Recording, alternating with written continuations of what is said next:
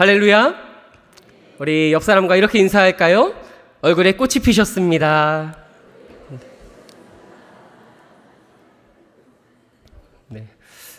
처음 시작할 때보다 얼굴이 활짝 피셨네요. 꽃이 피었다라는 이야기들을 들으면 누구든지 기분이 좋을 수밖에 없는 것 같습니다. 꽃이라는 것은 아름다움 뿐만 아니라 향기를 우리 가운데 전해주지요. 모든 사람이 꽃을 싫어하는 사람은 없는 것 같습니다. 어떤 분은 장미 같고 또 어떤 분은 해바라기 같고 참 우리 저마다의 그 얼굴들에 꽃이 활짝 피는 것 같습니다.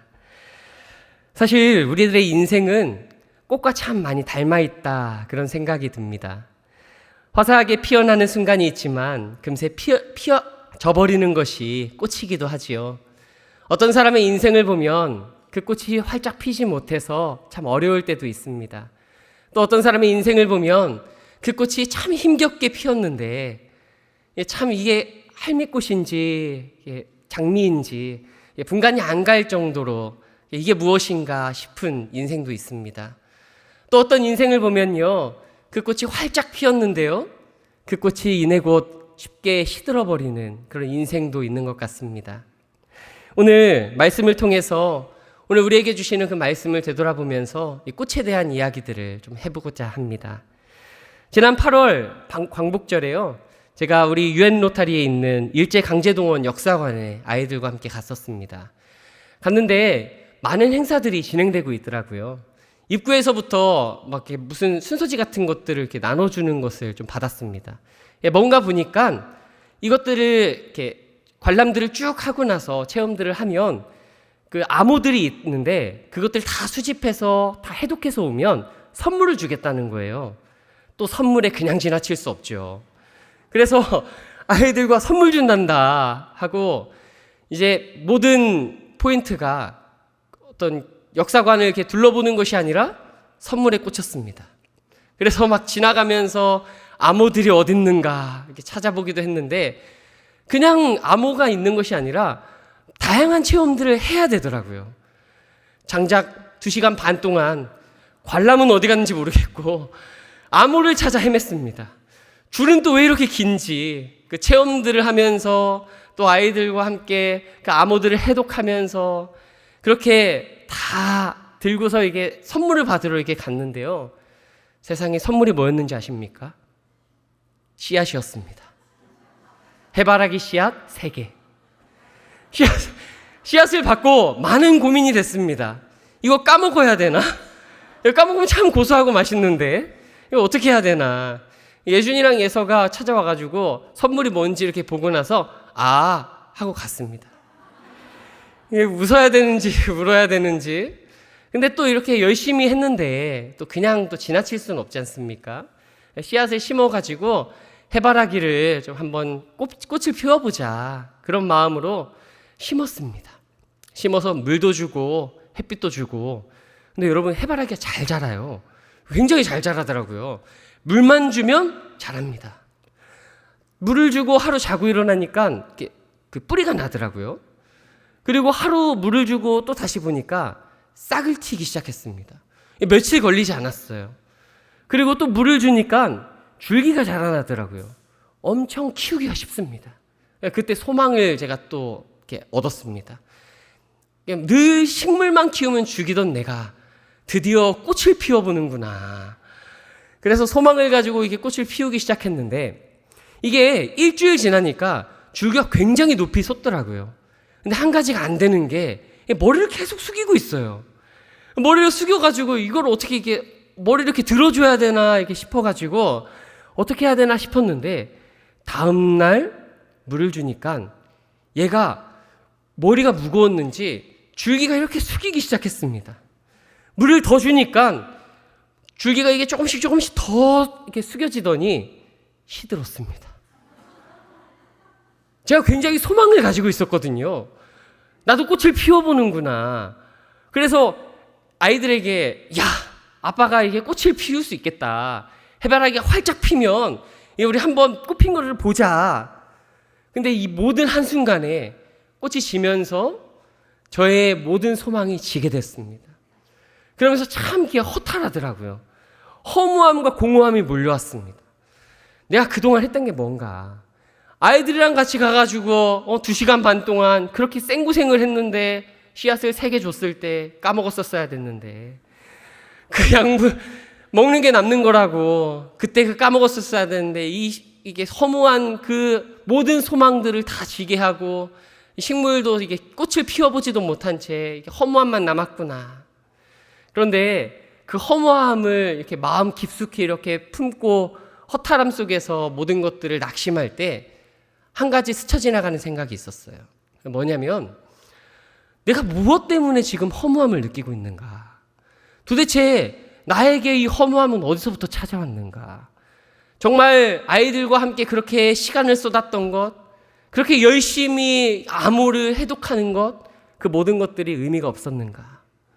내가 소망을 품고 해바라기 씨에게 물을 주고 거기에서 무언가 빛을 바라보고 그 열매를 씨앗이 새싹을 틔우고 그때 찾아왔던 그 기쁨, 그때 찾아왔던 그 행복, 나도 할 수 있구나라고 생각했었던 모든 감정들이 진짜 허무한가? 진짜 의미가 없는가? 그런 생각이 스쳐 지나가더라고요. 그리고 제게 한 가지 생각이 들었던 건 저는 이왕 그렇게 노력했던 것, 그 열매를 맺고 그렇게 어떤 씨앗에 꽃을 피우는 것, 그런 것에만 무언가 자꾸 시선을 어떤 포인트를 가지고 거기에만 몰두하고 있었던 제 모습들이 있더라고요. 여러분, 근데 가만 생각해 보면 우리가 살아가고 있는 인생, 그 인생이 바로 그와 같지는 않습니까? 세상도 똑같이 말합니다. 더 화려하게 피워라. 더 크게 자랑해라. 네가 어떤 꽃을 피웠는지 그것이 곧 너의 가치다. 이렇게 이야기하는 세상 속을 우리는 살아가고 있습니다. 여러분 그렇지 않습니까? 어릴 때부터 공부했던 이유가 무엇입니까? 여러분의 인생의 무언가를 배우고 그 배움을 통해서 여러분들이 더 성장하기 위함이었습니까? 아니지 않습니까? 우리의 배움은 곧 성공하기 위함이었습니다. 이 세상을 살아가는 데 있어서 우리의 모든 하루하루의 삶은 나의 미래에 내가 화려한 꽃을 피우기 위한 하나의 수단에 불과한 인생이었다라는 것입니다. 여러분 오늘 하루에 여러분의 삶은 어땠습니까? 그 삶 속에서 하나님께서 허락하신 아름다움을 누리고 그 아름다움 속에서 행복을 누리며 살아가셨습니까? 아니면 오늘 하루 여러분의 발걸음이 나의 인생에 피워지지 못한 꽃, 아니면 아직 활짝 피지 못한 꽃을 향해서 수단과 방법을 동원하여 소비해버린 그런 하루였습니까? 우리는 저마다 그렇게 하루를 소비하면서 살아갑니다. 인생의 화려한 꽃을 피우기 위해서요. 그래서 어떤 사람들은 이미 피어난 꽃이 시들까 두려워서 그것을 부여잡고 살아갑니다. 또 어떤 사람은 아직 피우지 못한 꽃을 보기 위해서 아등바등 애쓰며 살아갑니다. 결국 다 같은 고민입니다. 꽃을 피우는 데만 인생을 걸고 있다는 겁니다. 그런데 성경은 우리 가운데 이렇게 이야기하지요. 꽃은 반드시 진다라는 겁니다. 꽃이 우리의 인생의 전부가 아니라고 이야기합니다. 중요한 건 꽃이 아니라 열매라는 것입니다. 오늘 성경 속에서도 이러한 고민을 했던 한 사람이 등장을 합니다. 누구보다도 화려하게 꽃을 피웠지만 그 꽃이 질까봐 두려워했던 사람, 바로 솔로몬입니다. 그는 누구보다 화려하게 꽃을 피운 왕이었습니다. 그는 어떤 인생을 살았습니까? 위대한 왕 다윗의 아들이었습니다. 아버지가 이루지 못한 성전과 궁궐을 완성했습니다. 궁궐을 세우고 나라를 안정시켰습니다. 지혜로 나라를 다스려서 경제는 번영했고 군사력은 튼튼했습니다. 문화와 예술도 꽃을 피웠고요. 그의 명성은 국경을 넘어서 열방에까지 퍼져나갔습니다. 세상의 왕들과 지도자들이 그의 지혜를 배우기 위해서 예루살렘을 찾아올 정도였습니다. 솔로몬은 신앙과 능력, 그리고 지혜와 명예, 부와 평화를 모두 가진 왕, 그야말로 그의 인생에 화려한 꽃을 피웠던 그런 왕이었습니다. 그런데 여러분, 바로 그 결정의 순간에 오늘 성경은 이렇게 기록하고 있습니다. 우리 1절 말씀 같이 한번 봉독해 볼까요? 우리 1절입니다. 솔로몬 왕이 바로의 딸 외에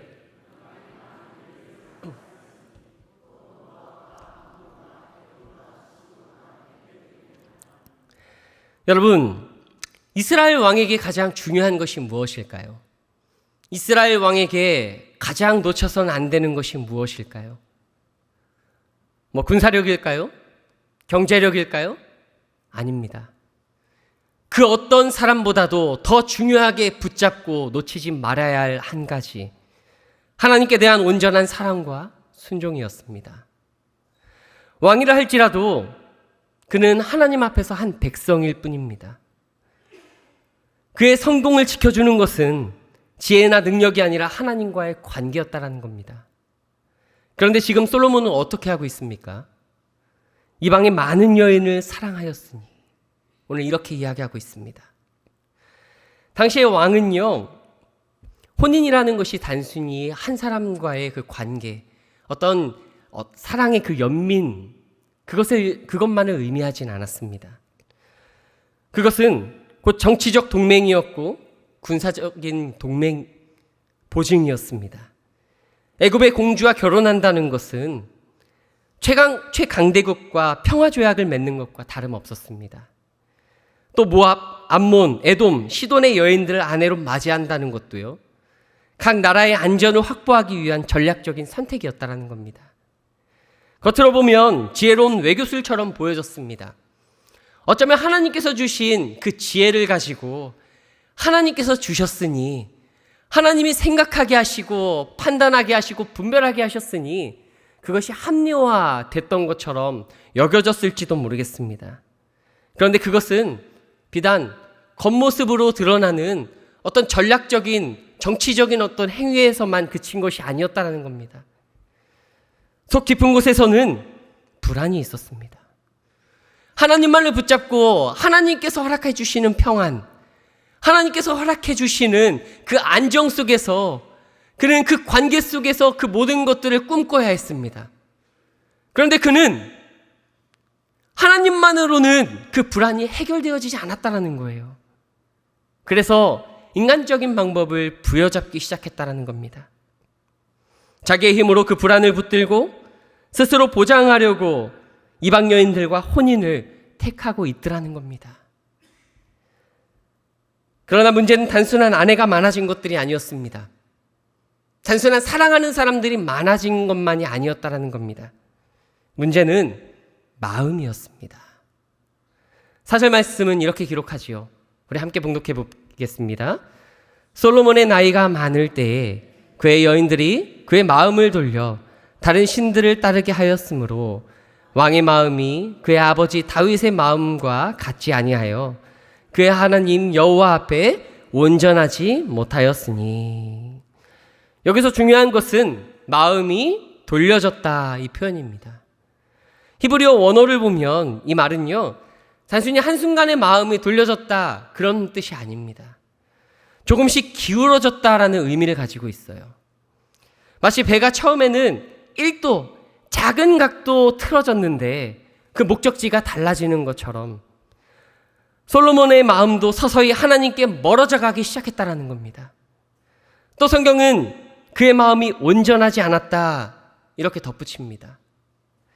여기서 온전하다라는 말은요, 하나님께 100% 드려진 마음, 그런 뜻을 가지고 있습니다. 그런데 이제 그의 마음이 나뉘고 분열된 상태가 되어졌다는 겁니다. 처음에는 100% 하나님께 마음을 향했고 하나님께 전심으로 나아가 관계를 맺었습니다.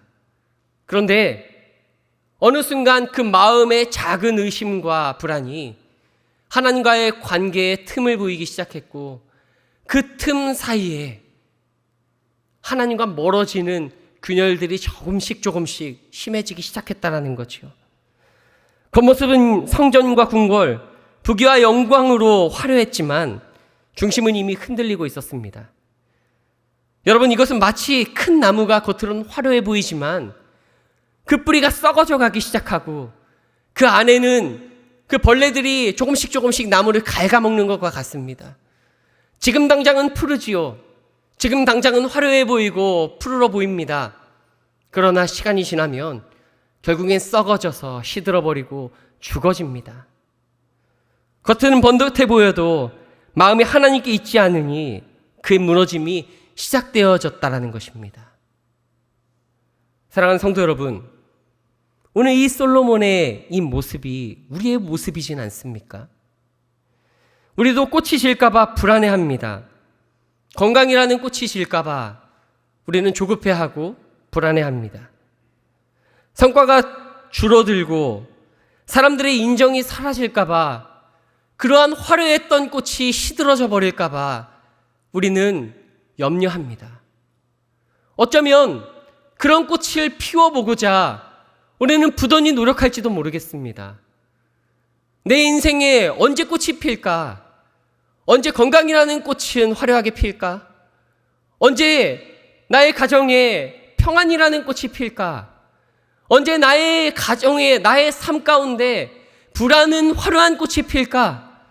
세상 사람들은 나를 바라보면서 어떻게 하면 집중하고 아름답다, 성공했다 이야기할까? 우리는 그러한 것들을 바라보면서 전전긍긍 하나님께서 주신 하루하루의 삶을 소비하며 살아간다는 것입니다. 그것이 오늘 저와 여러분의 모습은 아닙니까?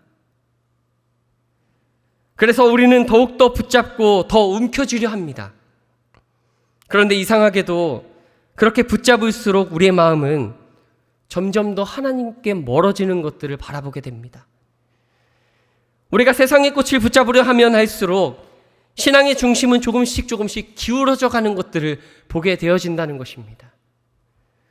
여러분, 신앙의 본질은요, 꽃을 피우는 것이 아닙니다. 그리스도인의 삶은 내 꽃을 피우는 인생이 아니라 하나님께서 피우시는 꽃을 바라보는 인생입니다. 예수님이 보여주신 제자의 길을 따라서 비록 화려해 보이지 않을지라도 복음의 씨앗을 심는 삶이 바로 그리스도인의 삶이라는 것입니다. 솔로몬은 꽃이 지는 것을 두려워했습니다. 그의 화려했던 나라, 그의 화려했던 업적, 그의 화려했던 그 평안, 그 모든 것들이 저물어져 가는 것들을 이기지 못했습니다. 조금씩 불안이 쌓이고 쌓여서 싹 트이는 것들을 그는 이기지 못하고 그는 인간적인 선택을 부여잡았습니다. 그런데 여러분, 우리의 예수님의 삶은 그러하지 않았습니다. 우리 예수님은 이미 아셨습니다. 이 세상의 화려한 꽃은 언젠간 저문다는 것을요. 이 세상에 피어지는 것이 영원하지 못하고 하나님의 나라의 아름다운 꽃은 그러한 것들이 아니라는 것을 이미 알고 계셨습니다. 그리고 예수님은 오히려 꽃이 지는 길을 택하며 걸어가셨습니다. 하늘 보좌의 영광을 내려놓으시고 낮고 낮은 자리로 오셔서 화려한 왕궁이 아니라 초라한 마국간에 태어나셔서 사람들의 박수 대신에 십자가의 조롱을 받으셨습니다. 세상 눈에는 그의 인생이 성공했다 평가받지 못합니다. 왜냐하면 그의 삶은 초라해 보였기 때문입니다. 어떤 구원자가 초라한 그 길을 걸었습니까? 어떤 구원자가 아무도 주목해보지 않는 이들과 수많은 사람이 조롱하는 그 조롱을 받으면서 삶을 살아갑니까? 세상 가운데 어떤 부와 명예, 어떤 권력조차도 갖지 못한 채 그냥 쓸쓸해 보이는 그런 길을 걸어갔던 그의 인생이었습니다. 마치 꽃이 꺾여버린 것 같았습니다. 그러나 그 자리가 아이러니하게도 세상에 영원한 열매를 맺는 자리가 되었다는 것입니다. 십자가에서 흘린 피가 우리의 죄를 씻는 열매가 되었습니다. 그분의 죽으심은 우리를 살리는 생명이 되었습니다. 예수님은 자기 꽃을 피우진 않으셨지만 우리를 위한 구원의 열매를 맺으셨다는 것입니다. 십자가에는 지는 꽃 같았지만 그 자리에서 하나님의 생명이 열매 맺고 있었다는 것입니다. 사랑하는 여러분, 우리가 지금 그 열매를 먹고 살아가고 있지 않습니까? 그분의 순종의 발걸음으로 말미암아 우리는 구원이라는 열매를 누리고 있는 것입니다. 그렇다면 여러분, 우리는 오늘 어떤 삶을 살아야겠습니까? 어떠한 길을 선택하며 걸어가야겠습니까? 세상이 말하는 화려한 꽃을 붙들면서 살아가야겠습니까? 아니면 예수님처럼 하나님이 심으시는 열매를 위한 나의 삶을 살아가야겠습니까? 오늘 그 선택 앞에 섰던 한 사람이 있습니다. 오늘 세상의 그 어떤 화려함도 아니라 하나님의 그 영원한 가치를 붙들고 비록 초라해 보이고 비록 실패한 것 같았고 쓸쓸해 보여졌던 외로웠던 길을 걸어갔던 한 사람. 1985년도에 한 손에는 작은 진보다리를 그리고 한 손에는 성경책을 들고 조선 땅에 발을 디딘 26살의 젊은 청년이 있었습니다. 그 청년의 이름이 바로 언더우드입니다. 언더우드는 미국 뉴저지에서 자라면서 신실한 기독교 가정에서 경건한 신앙을 배워왔습니다. 집안은 부족하지 않았고요. 그에게는 안정된 미래가 보장되어져 있었습니다. 신학을 통해서 미국에서 사람들에게 인정받는 목회의 길을 걸어갈 수도 있었습니다. 그의 가정이 조금 부족하지 않았기 때문에 그는 평안한 목회의 길을 걸어갈 수도 있었습니다. 게다가 그는 의학적인 지식도 있었고 다양한 많은 지식들을 가지고 있었다고 합니다. 그러한 지식들로 많은 이들에게 존경과 명성을 얻을 수도 있었습니다. 그러나 그는 그의 인생에 화려한 꽃을 붙들지 않았습니다. 그의 눈에는 미국의 화려한 무대가 아니라 아무도 주목하지도 않았던 동방의 작은 나라 조선이었습니다. 아직 문호도 열리지 않았던 낯선 땅, 언어도 문화도 다른 땅, 병과 가난과 미신이 뒤섞여져 있었던 그러한 미지의 땅. 언더우드는 언덕 위에서 예배당을 세웠습니다. 이름 없는 아이들에게 글을 가지쳤고 보잘것없는 씨앗을 심었습니다. 사람들 눈에는 너무나도 초라해 보였을지도 모르겠습니다. 도대체 저희가 누구인가? 왜 낯선 땅에 와가지고 저런 무모한 일들을 하는가? 한 번이라도 복음 전하는 것들이 들켰다가는 목숨이 날아갈지도 몰랐습니다. 그러나 그는 멈추지 않았습니다. 끝까지 씨앗을 심는 일을, 자기가 영원한 가치를 붙들고 발걸음을 걷는 것을 멈추지 않았습니다. 그리고 하나님은 그 씨앗을 열매로 바꾸셨습니다. 연세대학교 세브란스 병원, 수많은 교회의 부흥, 바로 그 씨앗에서 자란 열매가 아니겠습니까? 누가 그의 인생을 초라했다 말할 수 있겠습니까? 누가 그의 인생을 의미 없다 이야기할 수 있겠습니까? 누가 그의 인생을 실패했다 이야기할 수 있겠습니까? 세상처럼 부와 명예, 모든 명성을 다 갖지 못했지만 그러나 그의 인생은 하나님 안에서 아름다운 꽃을 피운 인생, 영원한 하나님 나라에 영원한 가치를 심었던 그의 인생이었다 이야기할 수 있습니다. 비록 이 땅의 화려한 꽃의 인생은 아니었다 할지라도 복음의 꽃을 피운 아름다운 인생이었습니다. 언더우드의 삶은 오늘 우리에게도 이렇게 묻습니다. 꽃을 붙들며 살아가겠습니까? 아니면 열매를 남기며 영원한 삶을 꿈꾸며 살아가시겠습니까? 사랑하는 성도 여러분, 솔로몬의 실패는 무엇을 남기려 했는가에서 드러납니다. 그는 하나님께 받은 은혜로 자기의 꽃을 피우고 자기가 피웠던 그 꽃을 붙잡으려 했습니다. 그러나 만약 솔로몬이 하나님께 받은 은혜를 붙잡고 그 은혜로 무슨 꽃을 피울까? 그렇게 고민한 것이 아니라 무엇을 남길까? 내가 붙잡아야 할 것이 무엇인가? 어떻게 이 신앙을 다음 세대에 심을까? 그러한 것들을 고민했다면 그의 나라는 어떻게 됐을까요?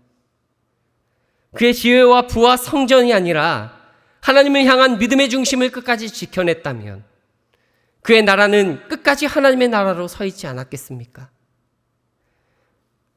사랑하는 성도 여러분, 하나님은 우리의 꽃을 보지 않으십니다. 우리의 열매를 찾으십니다. 세상은 여전히 속삭입니다. 더 화려하게 피워라. 더 크게 자랑해라. 꽃이 곧 내 가치다. 세상 사람들이 우러러볼 만큼 화려한 꽃을 피워서 세상 가운데 이름을 남겨라. 그러나 그 길의 끝은 시듭니다. 잠시 반짝일 수는 있지만 반드시 떨어지고 시들어버릴 꽃과 같습니다. 그렇다면 우리는 어떤 삶을 살아야겠습니까? 그리스도인은 세상의 꽃을 붙들지 않습니다. 우리는 예수님처럼 하나님께서 주시는 열매를 바라보는 사람입니다. 십자가의 길을 걸으신 주님처럼 내 꽃이 아니라 복음의 씨앗을 심는 삶을 선택하는 사람들이 바로 우리 하나님을 따르는 예수 그리스도의 가치를 붙잡고 걸어나가는 그리스도인이라는 것입니다. 사랑하는 성도 여러분, 솔로몬은 꽃이 지는 것을 두려워하다가 마음이 무너졌습니다. 그러나 예수님은 꽃이 지는 길을 기꺼이 걸어가셔서 영원한 열매를 맺으셨습니다. 오늘 우리도 두 길이 있습니다. 꽃을 붙잡을 길이냐, 아니면 열매를 맺는 영원한 가치를 추구할 길이냐. 간절히 소망하는 것은 우리 모두가 하나님 앞에 마음을 들이며 하나님께서 원하시는 영원한 가치를 붙잡고 살아가는 믿음의 성도들 되시기를 간절히 소망합니다.